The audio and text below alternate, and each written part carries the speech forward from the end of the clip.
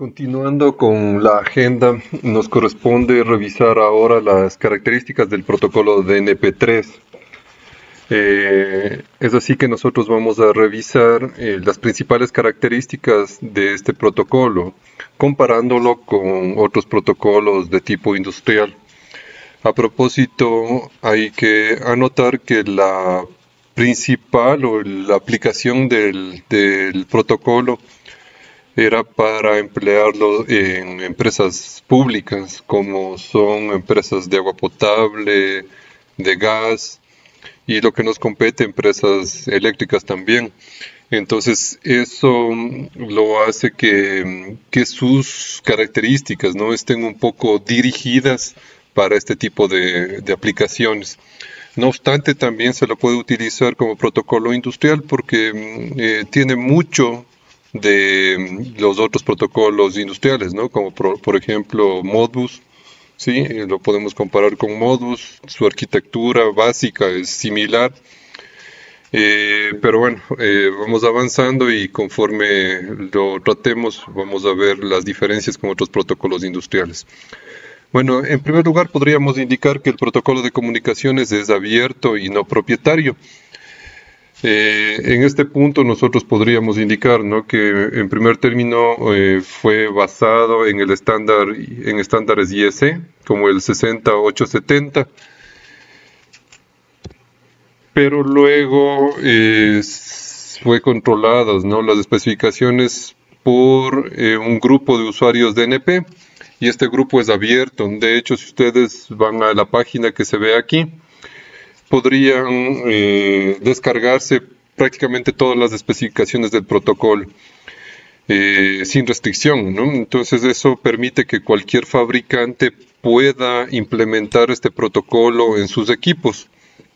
Esto ha sido realizado por varias empresas, por varias compañías, como Siemens, que son prácticamente los fabricantes de IEDs, de relés de protección, por ejemplo, puede ser Schneider, ABB, Cell, entre otros. Entonces, esto de tener un protocolo abierto permite que prácticamente cualquier fabricante pueda implementar este protocolo. Entonces, esto ha hecho que sea bastante difundido, más aún con las ventajas que presenta este protocolo con respecto a otros protocolos industriales. Bien, otra característica del protocolo de NP3 es que es independiente del medio o de la tecnología a nivel físico que se emplee. La forma en que se empaquetan o se fragmentan los mensajes hacen que sea independiente de la forma en que se envíen, ¿no? Entonces las comunicaciones a nivel físico pueden ser seriales o Ethernet, entendiéndose por Ethernet cualquiera de las formas de comunicar, ¿no? Puede ser Wi-Fi, es decir, pues, vía radio, puede ser por cobre, es decir, por patch cords, o bien puede ser fibra óptica, ¿no? El medio no le hace al protocolo, ¿no? El protocolo es independiente. Entonces tenemos aquí, por ejemplo, una de las formas de conectar. Por ejemplo, tenemos un concentrador de datos, como habíamos visto al principio, que sería básicamente el que adquiere la información de los IEDs, ¿no? Entonces al ser un concentrador para subestación, por ejemplo, tiene en su parte posterior una serie de mecanismos o de medios para adquirir señales de los IEDs. Por ejemplo, podemos tener puertos seriales, ¿no? Podríamos tener puertos seriales de RS232, RS485, puertos de Ethernet, puertos de fibra, etcétera, ¿no? La idea es que este concentrador puede tomar datos de cualquier tipo de dispositivo por diferentes medios. Entonces, por ejemplo, podríamos tener un puerto serial RS232 y conectarlo al relé de protección, ¿no? A través de una conexión serial de RS232. Sí, entonces en este caso la comunicación será entre dos dispositivos nada más, ¿no? Porque las especificaciones a nivel físico del RS232 permiten solamente conectar un equipo, ¿no? Un equipo transmisor, uno receptor en cada caso, ¿no? Es decir, 2 equipos. Sí, podría ser el caso de un puerto RS485. En este caso ya tenemos más opciones de conexión, ¿no? A más equipos. Entonces podríamos armar una red RS485 a la cual se conectan o se cuelgan, como se dice, varios equipos, ¿no? Entonces aquí podremos observar que hay más de uno. Luego ya tendríamos que analizar cómo se hace la comunicación con estos, ¿no? Entonces esto ya se parece más a lo que tendríamos en una subestación, donde tenemos varios relés de protección a los cuales reportan, ¿no? Sus estados hacia el concentrador o la RTU. O bien podríamos tener en la parte posterior del concentrador puertos de Ethernet, y aquí las posibilidades de conexión son mucho más amplias, ¿no? Por ejemplo, podríamos tener a través de un puerto de Ethernet conectado a un switch, y el switch ya permite la conexión Ethernet a diferentes relés de protección. Ya es una conexión Ethernet, bueno, con sus propias características, ¿no? En el caso de las conexiones seriales, están bastante limitadas por la velocidad, la distancia. Las conexiones de Ethernet están un poco limitadas de pronto con la distancia, porque al ser cableadas de pronto podría tener cables de máximo 90 metros.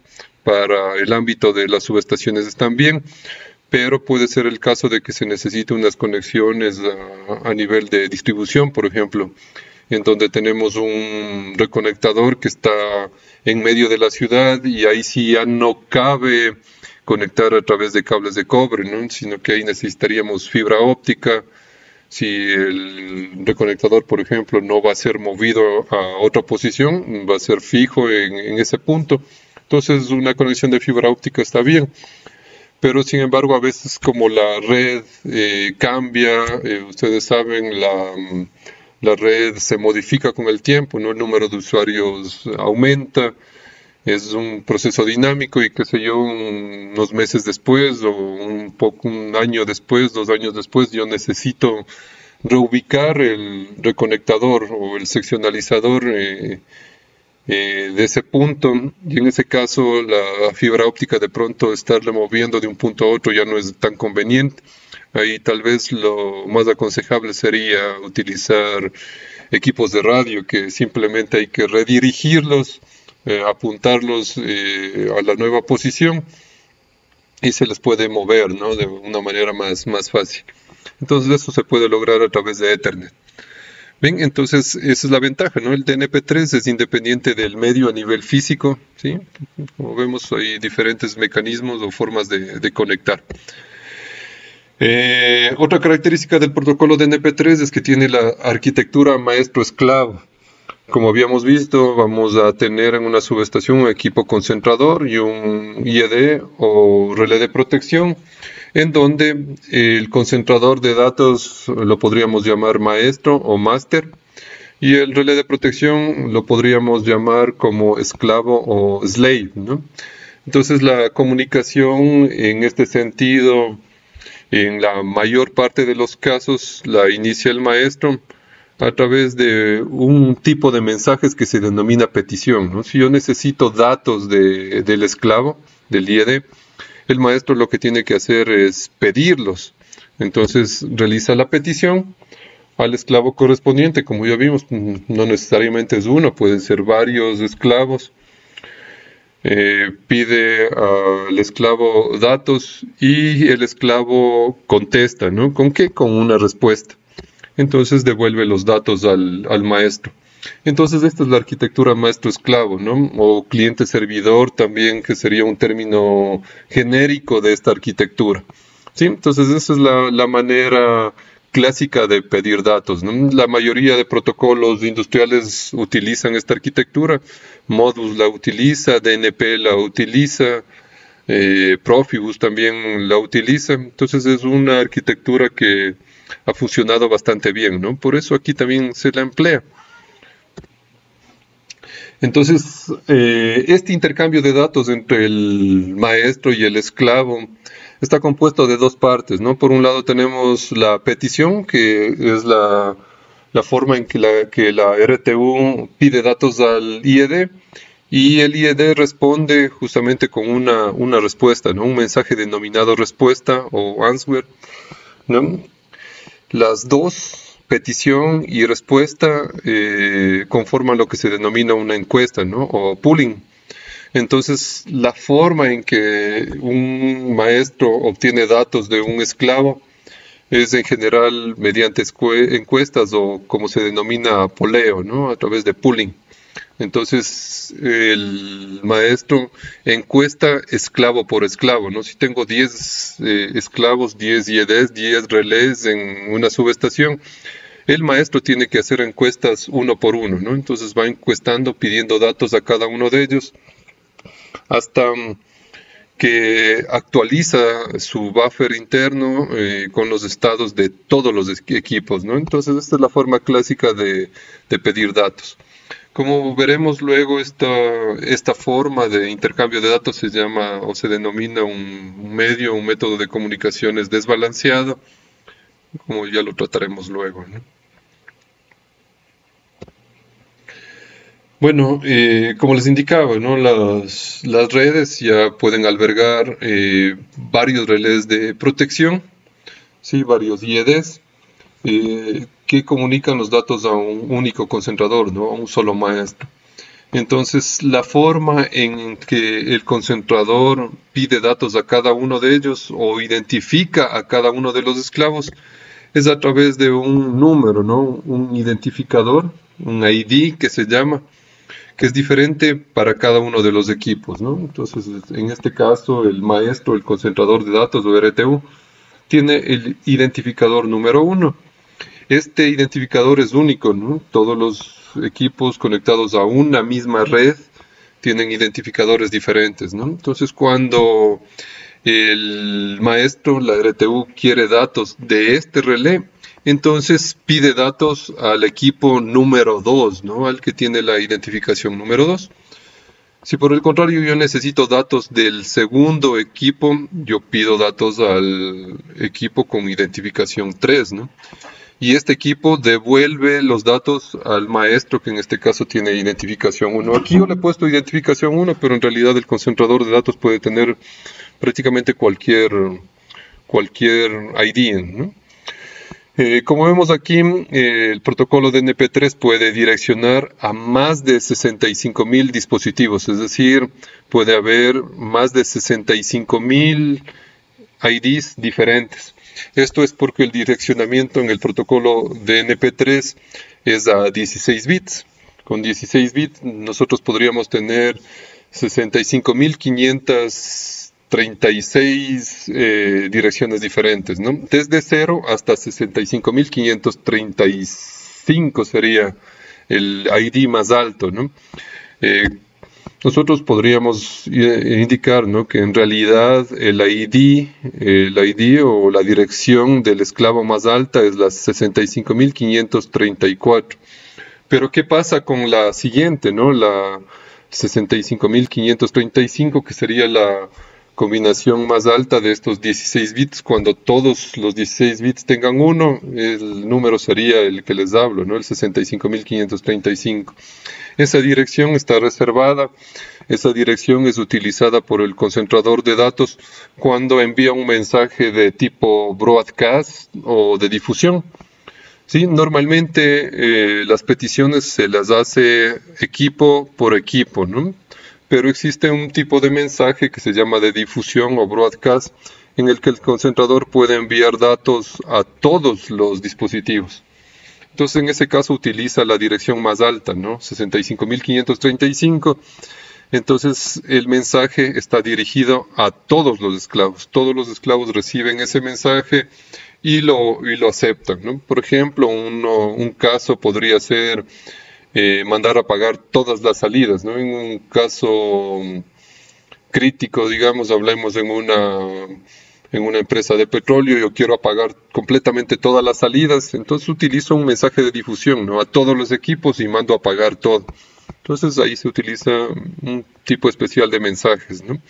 Pero por lo general, tantos como 65.000 dispositivos no se tienen una subestación, ¿no? Son pocos equipos, entonces las IDs son más que suficientes para las aplicaciones en subestaciones, el número de IDs. Bien, otra característica del protocolo de NP3 es que permite clasificar los datos por prioridad. Sí, esto no pasa, por ejemplo, en protocolos como el Modbus, ¿no? En el Modbus yo puedo leer los datos, por ejemplo, de una entrada digital, de una entrada analógica, pero no puedo distinguir prioridades, ¿no? Aquí sí se hace una diferenciación.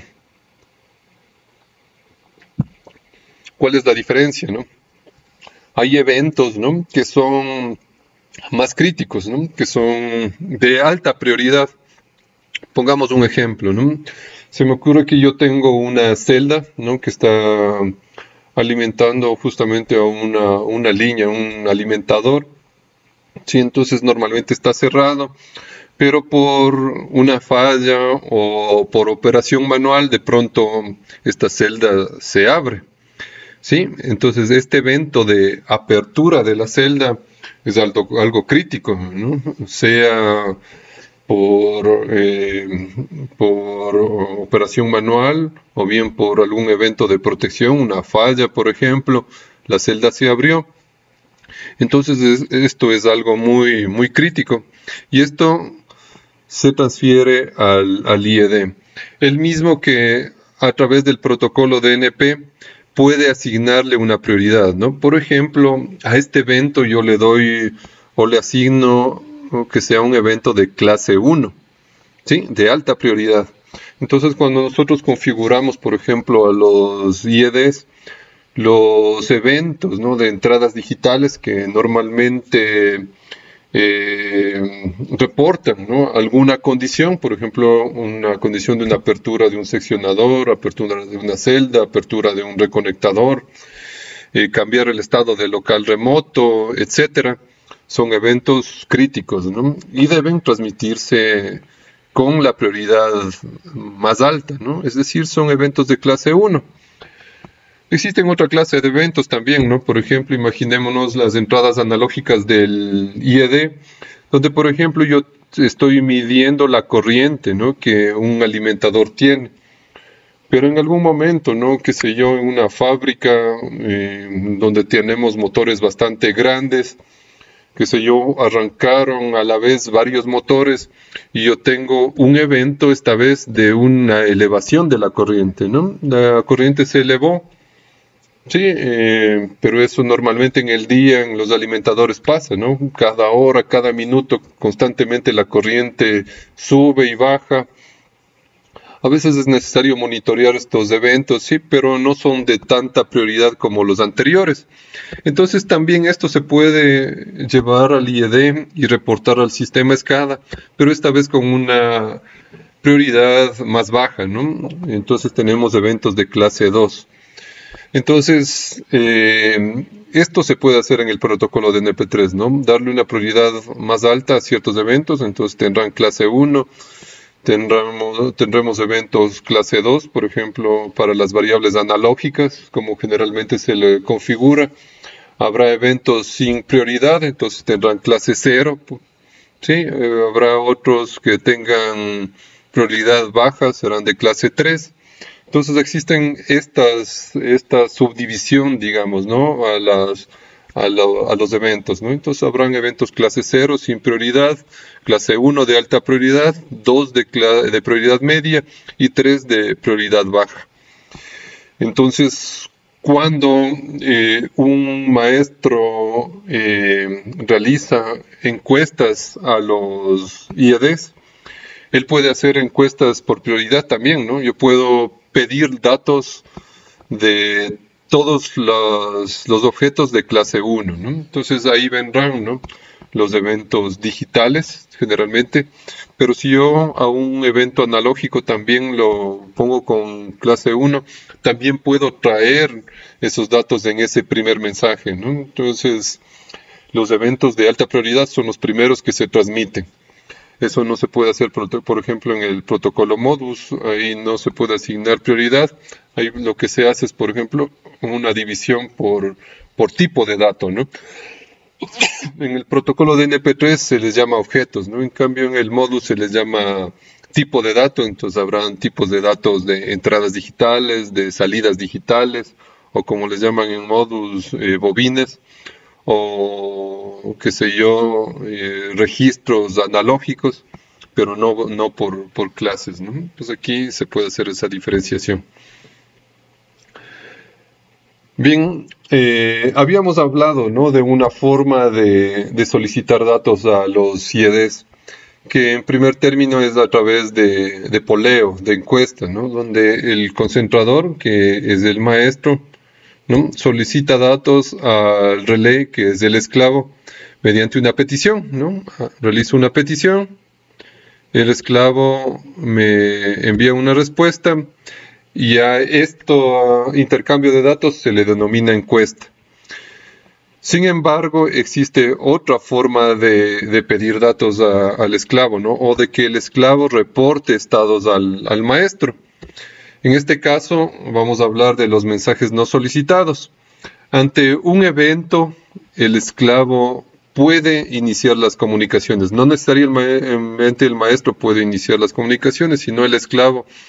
En cualquier momento, ¿no?, si tiene habilitados los mensajes no solicitados, puede enviar directamente al maestro un mensaje. Como en el ejemplo anterior, ¿no?, se abrió una celda, es decir, ahí es una alarma, digamos, ¿no?, para nosotros. Entonces yo no me puedo dar el lujo de esperar al maestro para que solicite datos, ¿no? Entonces simplemente el esclavo directamente envía estos eventos de alta prioridad, ¿no?, al maestro. Entonces a esto se le denomina mensajes no solicitados. En realidad en las subestaciones se utilizan los dos tipos de intercambios de datos, ¿no? Se utiliza mensajes por poleo, sí, en los cuales yo constantemente pido datos, ¿no? Periódicamente sería el término, ¿no? Pido datos a cada uno de los esclavos, por ejemplo, cada 5 minutos, cada 10 minutos pido datos a los esclavos.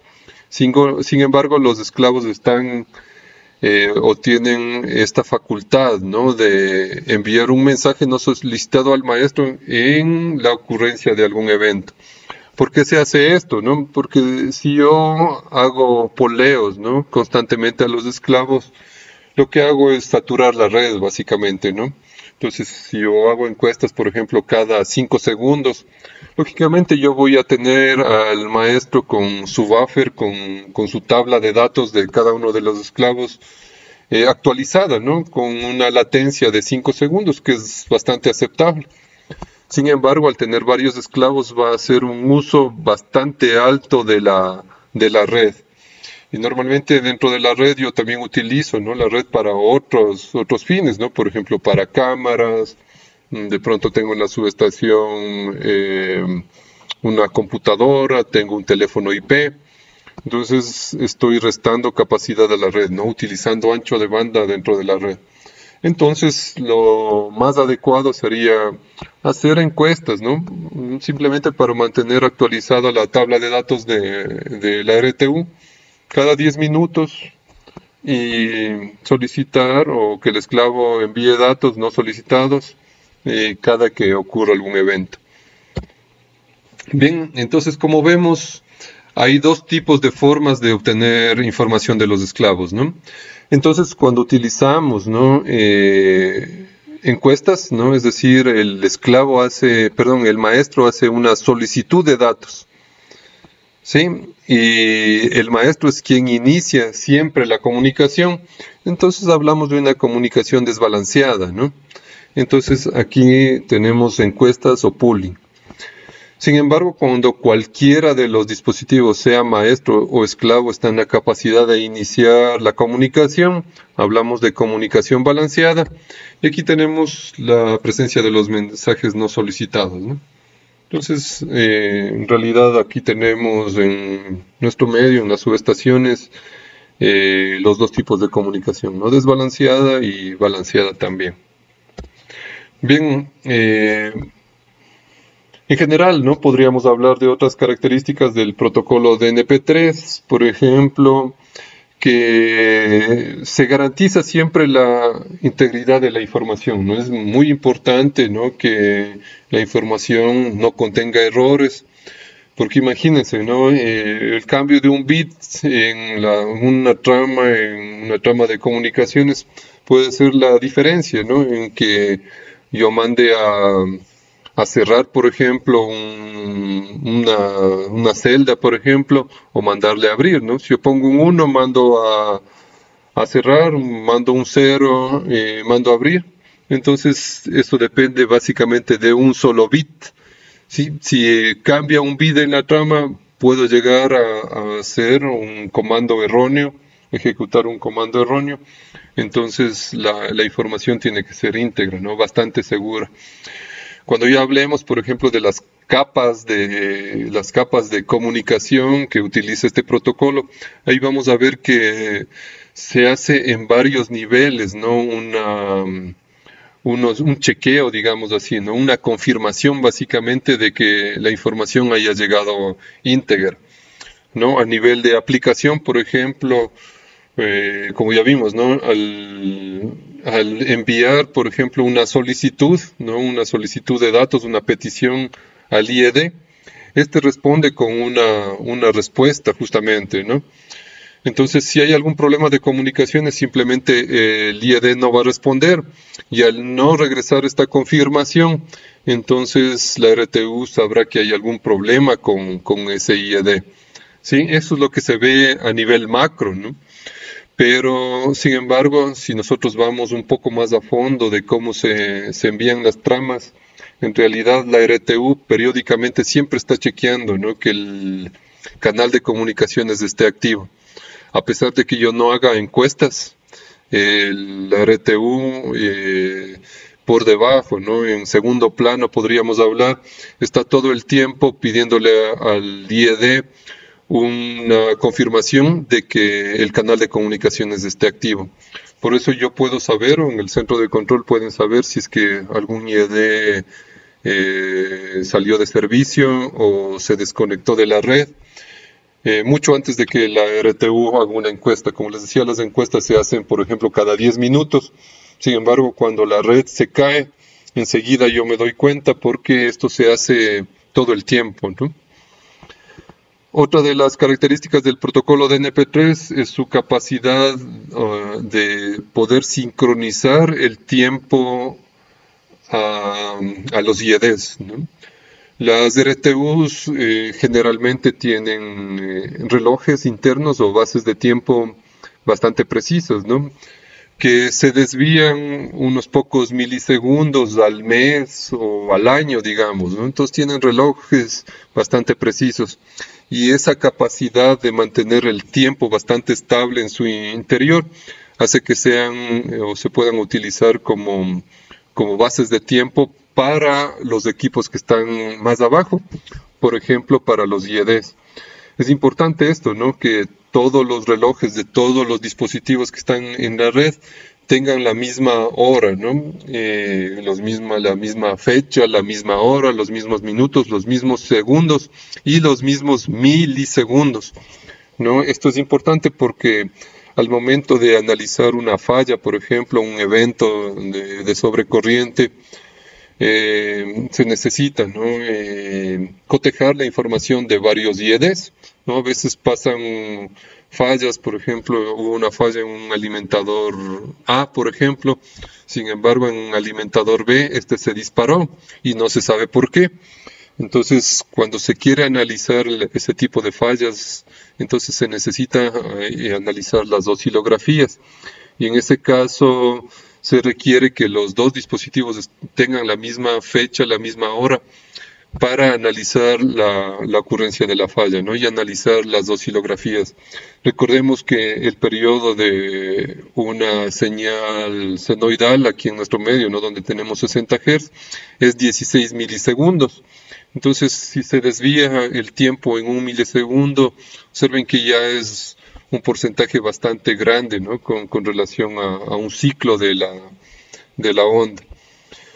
Entonces, este protocolo de NP3 permite, ¿no?, que el concentrador de datos sincronice su tiempo a los IEDs, ¿no?, de manera que todos mantengan la misma fecha, hora, con términos de milisegundos o menos, ¿no? Lo preferible es que sea de menos, con una precisión de menos tiempo, ¿no? Suelen ser en el orden de microsegundos y ahora se habla hasta en el orden de nanosegundos.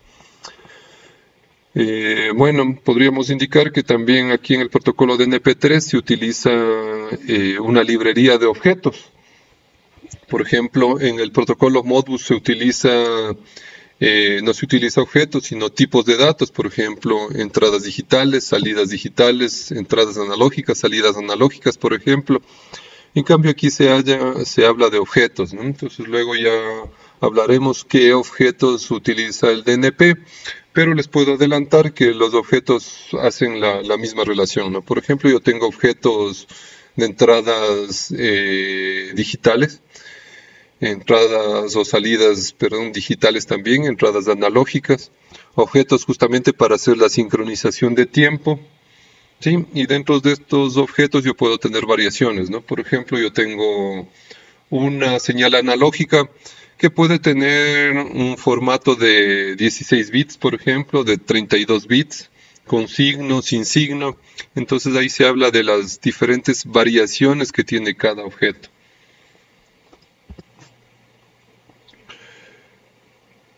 Bueno, luego podríamos hablar acerca de la topología, que básicamente es una representación de cómo están interconectados, ¿no?, los diferentes equipos dentro de una red. Sí, bueno, la topología a veces no muestra lo que tenemos como conexión física dentro de la red. Muchas veces aquí se trata de ver la parte lógica, es decir, cómo se envían y se reciben los mensajes. Lógicamente hay varios equipos intermedios que de pronto no se observan, como en el ejemplo que vemos aquí, ¿no? Por ejemplo, podríamos tener simplemente esta topología de maestro-esclavo, ¿no?, donde tenemos un maestro y un esclavo nada más, con una conexión directa. Por ejemplo, esta es la conexión clásica que se utiliza cuando tenemos una red RC232 que únicamente permite dos dispositivos, ¿no?, un maestro y un esclavo. Sin embargo, como habíamos indicado, también esta puede ser una red Ethernet, ¿no? Pero para el efecto del análisis no importa, ¿no?, porque lo que se trata de analizar aquí es cómo se envían los mensajes, cómo se reciben, cómo se devuelven los mensajes, y aquí básicamente no importa el medio, ¿no? Puede ser radio, puede ser fibra óptica, simplemente es la forma en que están comunicados uno con otro. Sí, pues tenemos una conexión de pronto la más sencilla, pero que de pronto en una subestación no la podemos encontrar, ¿no? Pero el protocolo de NP3 la puede aceptar. Podríamos tener una conexión de pronto de múltiples esclavos, en la que, por ejemplo, tenemos un maestro aquí en negro, que podría ser la RTU, por ejemplo, y abajo tenemos los dispositivos esclavos, ¿no?, que son los IEDs. Entonces podríamos tener IEDs de protección, ¿no?, de sobrecorriente para alimentadores, de pronto un relé diferencial para proteger un transformador. Entonces, esta topología sí la podremos utilizar, ¿no? Como vemos, sobre el maestro no hay ningún equipo adicional, pero de lo que vimos al comienzo, en realidad el maestro reporta al esclavo, ¿no? Entonces, tal vez la conexión o la topología más real de pronto es esta, ¿no?, una topología jerárquica, donde a nivel de subestación, ¿no? En esta parte de aquí, ¿sí? Donde estamos señalando, nosotros tenemos, ¿no? Los esclavos o IEDs, que son los relés de protección. Tenemos el concentrador de datos, como vemos aquí, que sería el maestro dentro de la subestación, ¿no? Este maestro va a hacer encuestas a cada uno de los esclavos y mantiene su base de datos actualizada, ¿no? De los estados de cada uno de los IEDs. Sin embargo, más arriba, ¿no? En otro nivel jerárquico más alto, tenemos otro maestro, que en este caso sería el SCADA, ¿sí? El centro de control. Y este centro de control es maestro para este esclavo, ¿no? A este nivel, el concentrador de datos es esclavo. Entonces, como vemos, el concentrador en realidad tiene dos funciones, ¿no? Como maestro para las comunicaciones dentro de la subestación y como esclavo para las comunicaciones hacia el SCADA. Sí, aquí de pronto el protocolo que se utiliza ya a este nivel de SCADA, como les indiqué, de pronto no es el DNP. Podría ser el DNP, pero acá se utiliza, ¿no? En el medio el protocolo IS-104. Bien, otra topología de pronto que también se puede utilizar es la de múltiples maestros. Entonces podría tener que un concentrador puede reportar al SCADA. Sin embargo, dentro de la subestación yo podría implementar un HMI, ¿no? Podría ser, por ejemplo, una computadora, ¿sí? O un web server, ¿no? En una computadora, en donde yo puedo hacer las veces de el SCADA, pero dentro de la subestación, ¿no? Tal vez este HMI estaría limitado a controlar todos los equipos dentro de la subestación. Y así haría las veces de lo que el centro de control para esa subestación. Lógicamente esto está limitado para esa subestación. Yo de pronto desde aquí yo no puedo controlar otra subestación. Sin embargo el SCADA sí lo puede hacer. Entonces el concentrador reporta a dos maestros. Entonces también es otra topología que se puede utilizar.